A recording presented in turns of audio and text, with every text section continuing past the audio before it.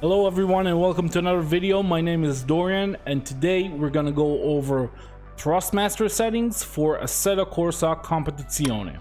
Okay, so first thing we're gonna do, we're gonna jump into the driver settings. So game controller, on your search bar we'll find that, double click on your model and go to your gain settings. Now here, the main thing that I've tested that made a big difference is damper. It kind of gave me a lot more power into the wheel, way better guidance that I was able to receive from it.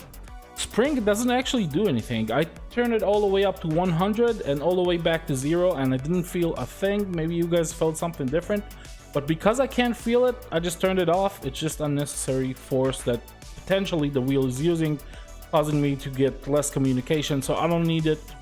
Turn it all the way off. Everything else is set to 100 and that's gonna give us the highest amount of potential for the game. So we're just gonna jump into ACC and I'll show you what I've done there.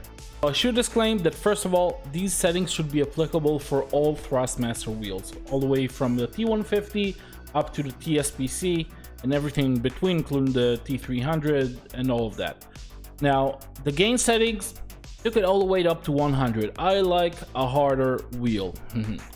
And minimum force no more than 7%, because it looks like the more you increase the minimum force, what it really does is make it bounce in straights, and I don't really like that feeling.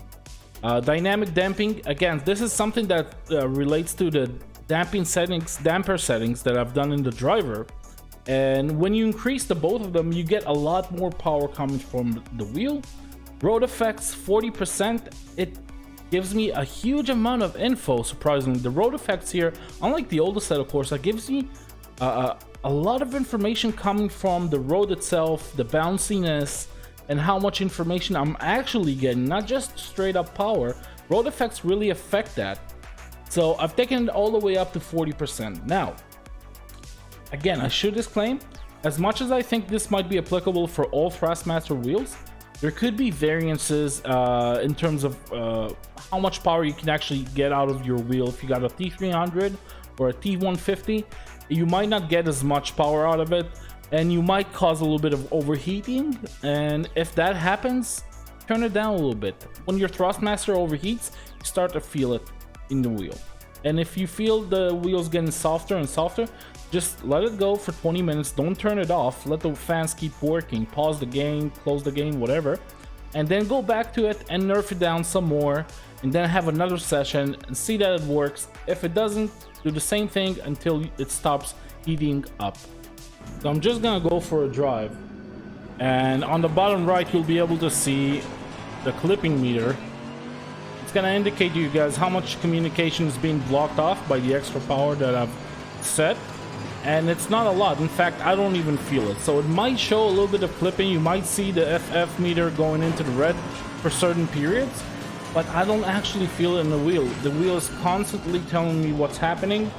I'm getting enough force out of it, so it doesn't feel like, you know, my wheel is too loose. Basically, it feels like I'm using the grip of the car, and it's letting me know what's happening. Now I'm driving really badly because I haven't driven ACC in forever, but I've taken the time for this settings guide. I really try to dial it in. I've tried everything that I could, and this, realistically, like a real world setting, this seems like the best settings that I could come up with in terms of safety. First of all, I don't want you guys to look at this tutorial and think, this is perfect, I'm gonna do that, and then burn your wheel. I don't want your wheel to overheat, so I've nerfed some of the settings down. I would actually prefer it to be a little bit higher in terms of damper settings, but let's say for an endurance race, for a 40-minute, 1-hour race, maybe a 3-hour race, I don't know what kind of races you guys do, but for a very long race, these settings can also keep you from getting tired. So it's not the hardest settings possible. It's just enough for you to get the confidence you can from the car.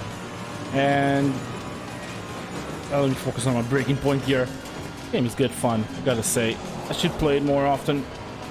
Keep calling the game, some of you guys, it's a sim, damn it! It's a sim. I agree. It's definitely a sim. I'm an iRacing boy, but I agree that ACC has intrinsic values that are actually quite excellent, and it's definitely worth playing around with more. Let me tell you that the sound is incredible. Anyways, so yeah, you can clearly see that I almost get no clipping, like really very little. And when you set it up at home, try to glance at it, maybe record yourself doing a lap, and then take a look and see how much clipping there actually is. If it's very occasional, like in really high stress situations, it's probably fine. You don't have to worry about it that much. If it's constant, like every single corner, then yeah, it might be a good idea to nerf it down some more. But overall, I'm not seeing anything out of the ordinary, and most important, I feel everything coming from the car, the road, the bumps, when I hit a wall, almost. So this definitely feels like the right type of settings for me.